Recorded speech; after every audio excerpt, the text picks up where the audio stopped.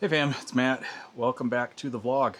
We are out at the trailer today. Today is day number 1 of beginning to modify this thing to be my new Alaska summer house. Now, not going to get much done, and I'm not sure if you guys can hear, but I am testing out the oven. It has a noisy convection fan on the back, but I just want to make sure it gets up to temperature and stuff. When I take this thing in to get the hitch replaced, I'm going to ask them again about this noisy stove fan, because I don't think it should be that loud sounding. So I want to look at maybe another RV that has a stove fan to see if it's also loud and noisy. But if you hear the stove in the background and then I have the hood vent going, that is what the noise is. Right, so this is the stove right here, and I've got the oven preheating, and then the stove vent is going over there. So that's what the sound is. It's not cold enough to need the furnace, but I just wanted to heat up the stove and kind of get the new stove smell burned off and see if that noisy fan will go away or not. So we are out here today for 3 different objectives. Objective number 1 is I'm going to be installing the TV mount that I bought for my little TV right here. Objective number 2 is I'm going to be replacing the door lock on the main living area door here with the one that I took off the Micro Mini, that keypad lock from Onace that I had. And then objective number 3 is I need to measure the wall of the pass-through that goes under the bed so I can go to Home Depot and get some plywood cut, because I want to get that mounted and get going on the power system hopefully this weekend. All right, objective number 1 is to get my TV mount installed on the TV mounting location here. Now, I did come out here the other day and look at things, and I'm not sure if Bish's added this or if Highland Ridge added this, but this is the TV mounting backer, and it was not well added. It's basically this surface right here is just stapled. So the other day I was kind of pushing on it, and I actually pulled this board out from this board right here, because it's just stapled in from the backside. So I had to like pound it back on. So before I can attach the TV mount to this, I have some L brackets that I'm going to install up there. I'm not sure what I'm going to do about the bottom. I may just run some screws through this back plywood here into this. I think that'll be fine. I don't want to really install an L bracket right here, but up top, unless I want to add some sort of backer to it, which looks like a giant pain, I'm just going to install a couple of little L brackets right here to hold this in place so it can hold the TV. All right, got the brackets installed. Didn't quite get the board sucked all the way to this one when I was installing the brackets, but it'll be fun. And now what I'm going to do is I'm going to drill some pilot holes and just run a couple of screws through here into this little piece of square stuff on the back, and hopefully that'll help keep this from pulling out, because I believe, once again, that it's just stapled. See if you guys can see back there. And there might be a screw, but I think it's just mostly staples. So I'm going to run a couple of longer screws through that, and that should hold that pretty good. And then I will mount the TV mount. All right, got screws down in the bottom. It is just stapled because I pulled it apart a little bit. I'm not going to travel down the road with the TV on here. That's why I bought a mount wherever it's at. Oh, it's over here. So this mount, I'll be able to take this off for travel up to Alaska. So I will not travel with the TV on the mount, so I shouldn't have to worry about that. But the way it was stapled on there, I just feel much better having the L brackets and then having this screwed in there. And if I have to, when I get up there, I do want to get like a little nail gun at some point. So maybe this will be a good practice for that, to get back in there and just staple that down. Sorry, did I say little nail gun? Little, like, maybe not a finish nailer, but like a little staple gun or something, just to staple that down a little better. And you can't really get at it from the bottom. That's pretty solid wood, actually, so if I had to, I could run a screw down there. I just don't know how thick this is. So I don't want to like have screws poking through the ceiling. Anyway, the trailer is not level. This thing came with the cutest little mount, came with the cutest little level you've ever seen, but this trailer is not level. So I'm going to guess see. Yeah, maybe I'll wait to mount the actual TV mount until I can get the trailer in a level spot. I think that's what I'll do. You might be able to hear, but I still got the oven going. This time I have it going up to 400 degrees because I'm just trying to burn the smell off of it. And it keeps relighting to get itself up to temperature, which is fun. So it sparks and then turns off, and then sparks and then turns off. So that's going to be annoying. I wanted an actual oven in the trailer because I missed having it in the Micro Mini. I actually do a little bit of oven cooking every now and then. Okay, we're going to move on to the next project, which is working on the door handle. So I don't know if I showed this to you guys, but this is my Onace lock door replacement keypad handle. Like I said, I took this off the Micro Mini when I traded it in, so I'm going to be putting it in the trailer today. I actually came out and tried to do that the other day, but the opening for the handle on this door on the outside, the fiberglass is a little too tall, and so it shimmed the door lock up too far for me to be able to attach it to the door frame with the existing holes. I didn't have any like utility knives or anything with me the other day, so I brought one out with me. So we're gonna take this door lock off and trim down that fiberglass a little bit, and then put on the Onace lock, hopefully. All right, guys, I decided to leave the door handle for another day. There's a cold front blowing through Utah right now, and the wind is whipping out there, and it keeps blowing the door closed. So I'm gonna come back and do that some other time. So what I'm gonna do instead is I'm gonna unwrap the couch. It is a hide-a-bed couch, and see if the hide-a-bed fits in this section, just in case I wanna have anybody come visit. My rug can go back here for now.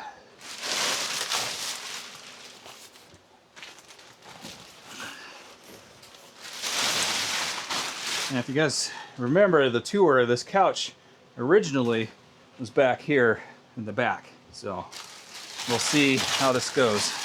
I should have just told them they can unwrap it when they moved it, because I had the dealer do all this. Ooh, somebody forgot to wear a belt.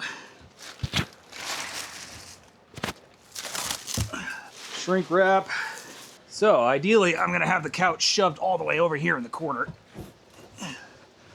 And I'm gonna contrive a way to, using some D-rings attached to the slide down there and then over there by the by the fridge, to keep this couch from sliding out while I drive it up to Alaska.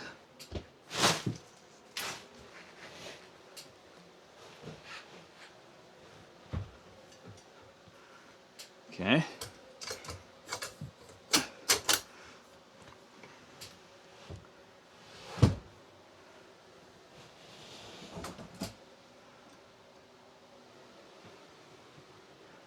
Oh, like that. Oh, it'll fit plenty of room. Nice. Missing a little pin. I gotta tell the dealer that, or I just gotta go to Harbor Freight and find one that'll fit. So I can't actually set this up because it's missing a little pin right here. Here, let me grab you guys and I'll show you. So you see the legs, the couch legs have these little pins. So you can extend the legs, but I am missing one up here. This side has one, and this side has one, but I see not any pins. So if it fell out, who knows where it is. That's unfortunate. I guess those just fold out like that. Yeah, I'm not gonna be able to put any weight on this. I can at least get a feel of the size. You got that. Once the legs are adjusted properly, it'll be a nice, nicely sized little guest bed. It's not super long. I'm not gonna lay down on it to test it for you, but let me flip this so I can hold it better. Yeah, that'll be the guest bed, and that fits with plenty of room. You can even still walk around it to get to everything in the kitchen and the door. Cool. Ugh. All right, I'll be able to sit here. TV will be right there. I'll pivot it out. This will be, it's not the greatest, biggest couch in the world, but it is a couch. Oh, I realize that I'm talking really loud because the camera's way over there, but I've got a microphone on my hat. So I might have to adjust this in post. Sorry about that. Yeah, it's not the greatest couch in the world.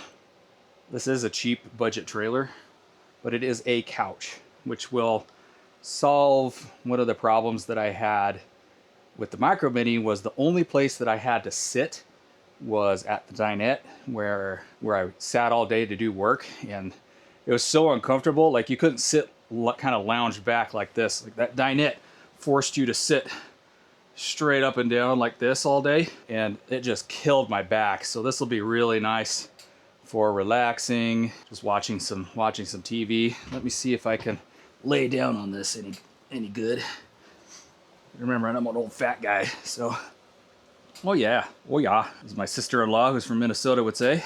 Nowhere to put my arm, so I'll just let it hang out like that, I guess. I think probably if I'm gonna take a couch nap while watching something, I'm gonna have my head on that end where my feet are. That's not too bad, it'll do. See if I can find a good GQ pose. How about that? Did I show you guys the inside of the fridge? It is a 12-volt fridge. So this is the fridge part, and this is the freezer part. It's not on right now. That's so much room for activities in there. So much room. You guys see the open range sticker. This is a Highland Ridge is the manufacturer. This is an open range model, but Bish's brands it under their own house brand of GoPlay. And they make a few small changes, from what I understand, from the standard Highland Ridge open range floor plans of these. Like, for example, normally Highland Ridge would put the solar charge controller in the bedroom, on the bedroom wall, but Bish's has them put it in the front pass-through, which makes things a lot more convenient for me. So that's really nice. All right, guys, just been hanging out waiting for the oven to cool down before I leave. I am cleaning up some of the garbage and things, just doing a little bit of organizing. But here is what we are up to right now. This is the last thing I want to do today. Is up here is the pass-through, and I'm currently emptying it out so that I can measure this wall here on the left so that I can get some plywood cut and get started on the power system. It's windy out here, guys. I think, I don't know if I'm going to take that table out or not. It's getting really windy. All right, it's getting pretty windy, so I'm going to run the slide in really quick.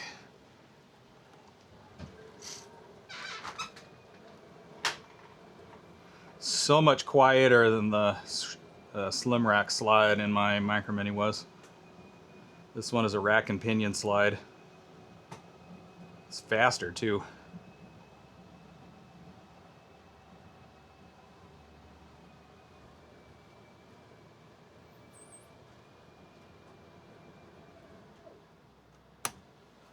All right, that's it. All right, guys, it's pretty windy outside and getting kind of chilly with the wind chill. So I'm just gonna get my measurements out. I'm just gonna get my measurements of the pass-through once I finish emptying it out, and then I'm gonna head home. So I'll pick you guys back up the next time I come out here to continue working on the trailer. All right, bam, it is the next day, and we are out and about again because I need to go get some more tools out of my storage unit. And then I need to go see if Ace Hardware True Value has some wire lugs that I need. And if they do, that'll be great. And then we gotta go to Home Depot and get some plywood and some screws, and then we're going out to install more things on the trailer. I not sure if I mentioned this in one of the previous clips, but I am going to try and get this project knocked out just as fast as I possibly can, because I want to be able to get out and use the trailer actually a little bit before I head up to Alaska. I can knock out some of the kinks, and if I have to get anything repaired or replaced, then hopefully I can get that done before I head up there, which would be great. But also, I can't head up to Alaska until I get the license plates from Alaska, which the Alaska DMV's website says can take up to 2 months. So my departure date is going to be flexible, but the minute that I get those plates for the trailer is when I'm going to be headed out. All right, we are turning into my storage unit here, so I'll pick you guys back up in a minute. All right, now I gotta dig through this mess and find which bin I left the wire crimpers that I need in. I think I may have left them in this front bin here that's helpfully labeled all wiring stuff. But we'll see. I need to get 2 different crimpers and some cable cutters. Well, it looks like past me was thinking ahead except for the wire cutters, but both of the crimpers that I need are in here. Along with this is my extra 4/0 cable from the original wiring project. And then I've got some more wiring stuff, and there's a soldering iron in there. So yeah, the only thing I need to find is my heavy duty cable crimper, wherever I put that. The other thing I need is this oil change stuff, because I have to change the oil on my truck tomorrow. So I'm gonna be grabbing all of this as well. All right, found the cable cutters. They are hiding back under there, that red handle, so I'll fish those out, gather up everything, and then we're going to head to the hardware store. That should be everything we need out of the storage unit today. Now, I am planning on coming back in August I'm just going to drive down in my truck and probably buy a little 5x12 cargo trailer or 6x12 cargo trailer. They're only a couple $1,000s down here. Load up as much of the rest of this stuff as I can get in it and haul it back up to Alaska. So hopefully I can get out of this big 10x10 storage unit here. All right, just left the hardware store. That was a bust. They didn't have either the things that I needed there. Yeah, so that was a bust. I was hoping they would have some 8 gauge 3/8 battery lugs, and they do, but not for the kind of crimper that I have. So I'm gonna have to wait for the battery lugs that I need for the trailer to arrive from Amazon tomorrow. And then also they didn't have any pins that I need for the missing one that's on the couch. So I'm probably gonna have to order those online as well. All right, next up, we're going over to Home Depot, where I'm gonna have them cut up some plywood for me. All right, we are done at Home Depot. I only had to go back in once because I forgot something. And then I went and had some dinner, which was Chick-fil-A. Super good. I've been eating there way too much, but I'm trying to get all my Chick-fil-A eating in because there's no Chick-fil-A's in Alaska, which is a travesty in my opinion. So yeah, I don't quite have everything that I need. Like I said, I don't have the battery lugs I need to install a battery cutoff switch for the trailer battery, the one that's on the tongue. And then I don't have what's the other thing that I needed? Oh yeah, the pin thing that I need for the couch. So I'll have to order the pin thing, and then I have battery lugs coming from Amazon tomorrow. But we can still get a lot done. I did pick up some plywood for the wall where I'm going to be installing the power system. Just to make it easier to deal with, I bought 2 4-foot by 2-foot sheets of plywood instead of buying one big giant 8x4 piece of plywood and then having to have Home Depot rip it and then me still having to deal with that. It was a little bit more expensive to get the 2 4x2 pieces, but it's way easier to deal with for this small project, and then I won't be wasting a ton of plywood. So I will have to rip those down to the size that I need. You got to take about 1 inch off, maybe 1/2 inch off of both of them lengthwise, and then I've got to take about 7 inches, 7.5 inches off the height of them.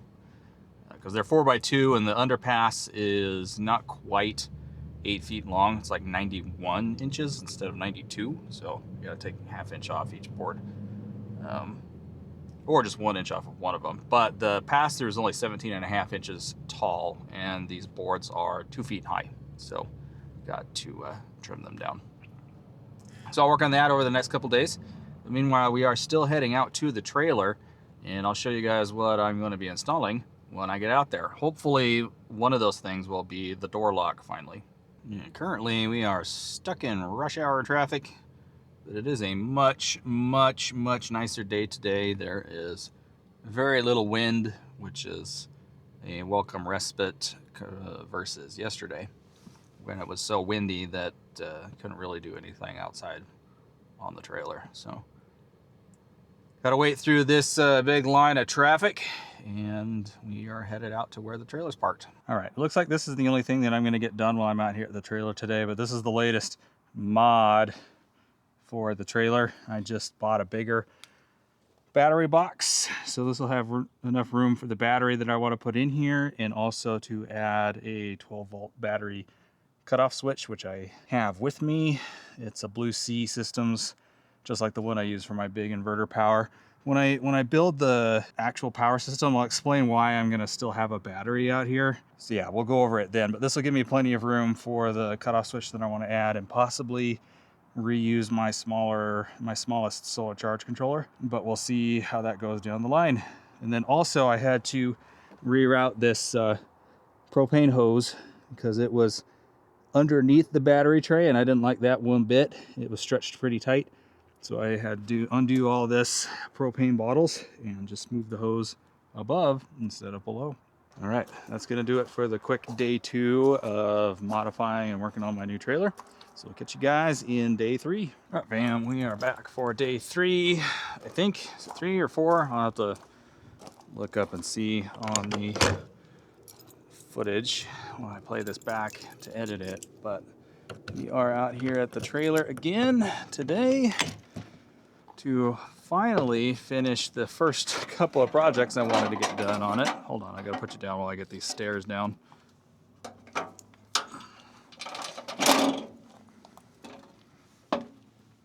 Anyway, we're here to finally, hopefully, get the projects done that I wanted.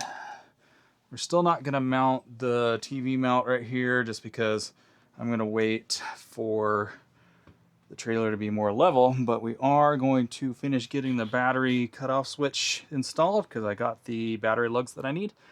And then we are gonna finally do this door lock, at least hopefully, get that done so I can just keypad it in, and it'll be a lot easier to get in and out, because these door locks, they have the same color style key, but they are not the same lock.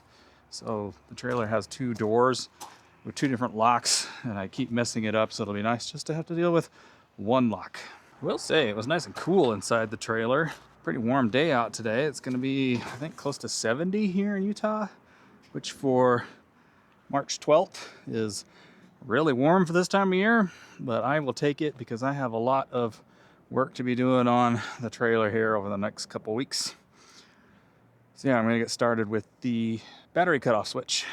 All right, so the plan is I think I'm gonna have the battery on that side of the battery box, and I'm gonna get some sort of tie down to make sure it doesn't, whatever battery I end up with in here is not going to slide around. For now, that's going to be that little lithium battery. And then on this side, I'm going to have the battery cutoff switch because it is closest to the driver's side, but I may change that. I mean, everything's just going to be loosey-goosey in here for now, so I can always move it. All right, first we're going to make sure that these new lugs that I bought actually fit this switch. I left everything here at the trailer, so I couldn't check before now.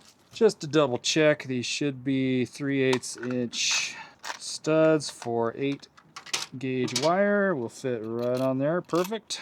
So what I have to do is I'm going to have to cut this off, this ring terminal here, because I don't think it will fit over the Blue Sea, because I think that's a smaller ring terminal, but I'm going to go double check that right now.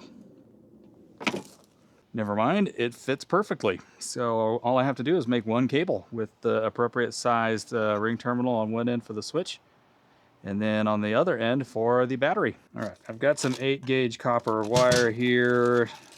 This was actually left over from the Micro Mini project. Oh, there we go. There's gotta be a way to get a finger in this plastic somewhere. It's covered in tape. But yeah, this is left over from the Micro Mini, so I really only need a piece about that long will do. So next I'm gonna need that heat gun, and I'm not gonna need that stuff. I need my cable cutter. There went that. I'm actually gonna need that again because I gotta strip these cables. And what I do is I actually use this thing to strip the cable. So normally what I do is I will take the copper lug right here, kind of hold it up to the cable like that, if you guys can see that, and that'll give me a rough estimate of how much insulation I got to strip off. So it's about that much. And then I will take the cable cutter here, and then just with slight pressure, just kind of rotate around until I feel it cut through the insulation.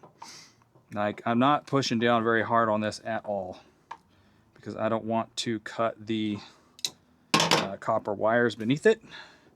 So I just scored the insulation. I don't know if you guys were able to see that. Just enough to get through the insulation on the wire, and then pulled it off, and I did not cut off any of the copper stranding. So that might have been a little too much, but it's fine. The heat shrink, yeah, see, that was a little too much, but it's fine because I'm going to add some heat shrink to this, and it will cover that gap. So, or you could just take some diagonal cutters or lineman's pliers or something and just trim off a little bit of that, but I don't want to make a huge mess of loose copper everywhere. So I'm just going to use that. Next thing I need is it's in this bin here. Hold on. All right, it was in that bin, but next thing I need is the crimping tool. Then I need to crimp that lug on the wire. This is one from Harbor Freight. Works pretty well here. And so this is the crimping tool. And then you can see here it's got a bunch of different inserts depending on what gauge wire you're using. Right now I've got 6 gauge in there, but that's not what I need for this. I'm gonna find, oh, that's 1/0. Ah, there we go. So they're labeled, you see that? So this is 8 AWG, so I just need both of these. One goes in the bottom there. The other one goes in the top right here. Then often what I'll do is I will get this started. Let me make sure this is tight so that it actually will pump.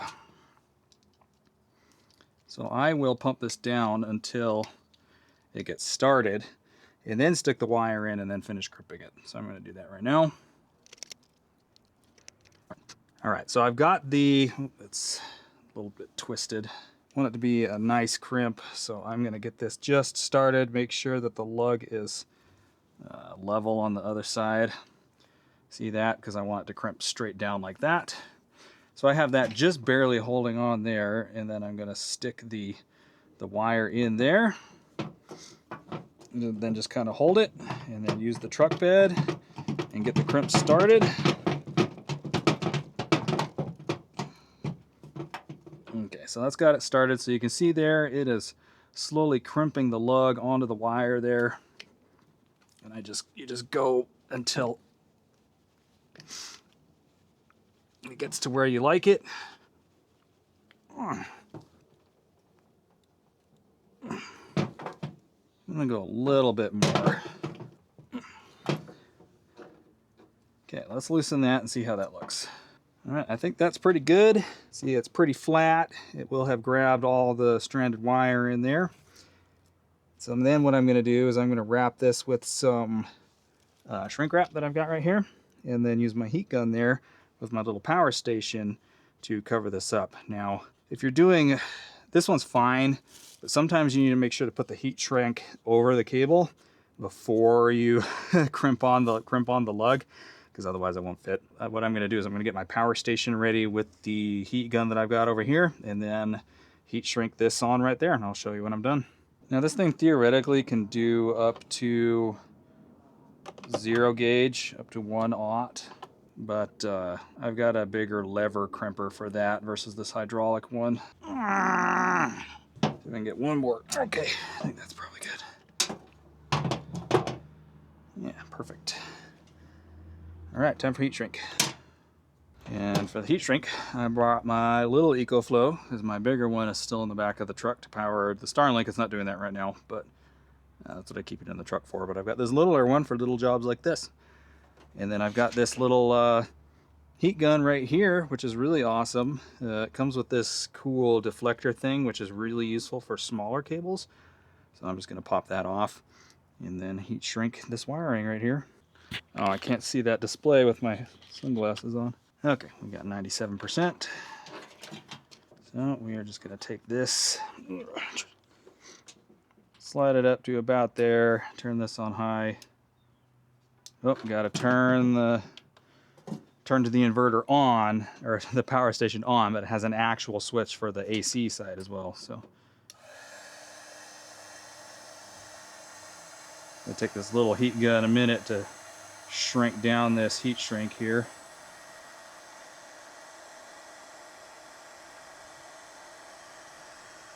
Wait for it to grab a little bit, because otherwise when you flip the wire over, the heat shrink will just flop around everywhere. And I just go until it looks all shrinked up. And this heat shrink actually has glue in it, so I'll show you guys the glue here in a minute. And it looks good. Okay, that's probably good for that side.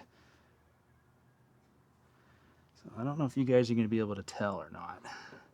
You're kind of in the shade, but right around the edge here, there's glue that comes out. So when you see a good ring of glue around this, that's how you know it's heat shrinked on there pretty good. So I'm happy with that. I'm going to do the other side. That's pretty good. I see glue on both sides. So now I'm going to go install this in the battery box. Helps if you remember the nut. Anyway, there's no good place to set you guys down while I do this, so I'll just show you once it's done. All right, so this is how the back of the Blue Sea looks anyway. So you've got an input side and an output side. So the input side on the left there, I've got my new wire that I just made. And on the output side, I've got the wire going out to the trailer. And I think I will eventually mount this in the box, but for now I'm just going to put the rear plastic cover on. In fact, I might have to loosen this left wire and rotate it in a little more. But I'm just going to put the cap on there and then just let it kind of chill in the box until I'm done with the power system. So I'm going to get this squared up, put the battery in there, and then we will make sure it works. All right, she's all hooked up. I haven't turned it on yet. Eventually I will mount this thing to the side, I think, right there. But for now, just going to stay loosey-goosey in the battery box. So we're going to turn it on and make sure it works. All right, battery is on. Let's see if we have power in the trailer.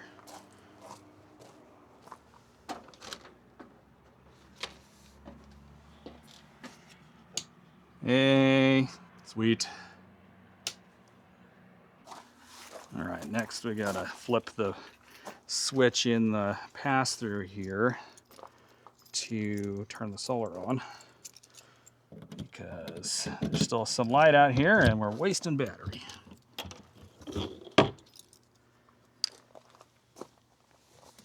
So you can see the solar charge controller is on. Had an error because there was no battery attached to it. So we'll let that reboot.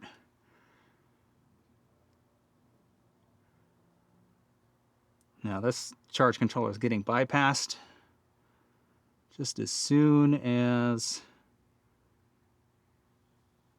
we can. Oh, did I leave the...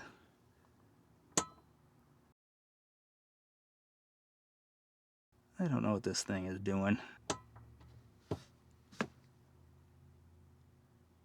I have no idea what this cutoff switch is or isn't supposed to do. because with it off or on, nothing changes. Like all the lights still work. So like I turned that off, took the key out, light still works. Everything inside the trailer still works.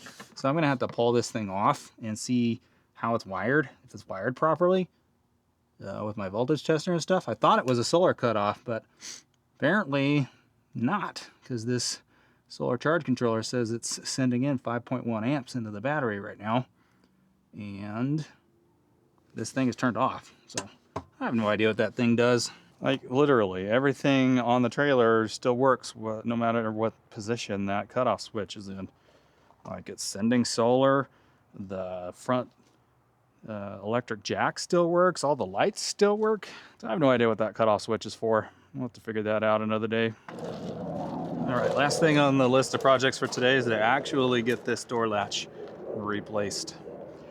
There is not gonna be a good place to put you guys, so if I get this done, I will show it to you at the end. All right, fam, it's like 40 minutes later, but we do have the door lock installed now. That was quite the saga. There was a couple of things that went wrong and a couple of things that I had to fix, so let me show you what's up. All right, first off, you can see the Onace lock is installed. I had to use a utility knife to widen the opening a little bit. However, you can see I went a little too far, too excited. So I'm gonna have to seal that up with some silicone next time I come out here. It's not supposed to rain for a few days, so I'm not too worried about it, but I definitely want to silicone up that little oopsie right there in the fiberglass. And then the other issue that I have been having, even on the old door lock, was the deadbolt wouldn't lock. So I've just been locking the handle. And it turns out, you can see there, what I thought it was is maybe that it was just too far in and not far enough out. And so the deadbolt was like hitting this or something, but it turns out the deadbolt was hitting the plate here. And you can see it's because the manufacturer mounted the strike plate too high. So I just had to back the screws out and lower it down and screw them in, and now the thing works perfectly. Oh, and I almost lost screws more than a couple of times down here on the rocks. But as you can see, door locks and it latches. I just have to hit this button here and it locks. It's adjusted in as far back as it'll go, so that'll have to do for the trip. It seems pretty solid, so as long as the latch stays latched. And then you can also turn this thing, and that'll keep this from unlatching, so I'm pretty happy with that. It should do fine for the trip up to Alaska in a couple months. And then to unlock the deadbolt, I have a pin code here that I just type in and then hit this check mark, and it unlocks, and then the door opens.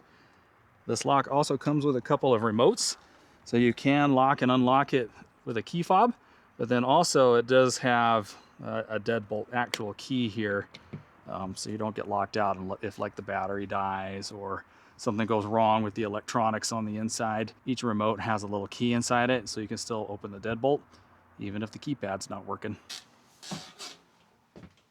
Ooh, it's dark in here. All right, I'm glad I figured out what was wrong with the lock. Like I said, even the one that came with the trailer, the deadbolt wasn't working. So that strike plate was installed too high from the factory, but should be good to go now. So I am done here at the trailer actually for today. This is the only two projects that I wanted to get done. So I'm gonna clean up and I'll catch you guys next time I'm out here. How long is this one?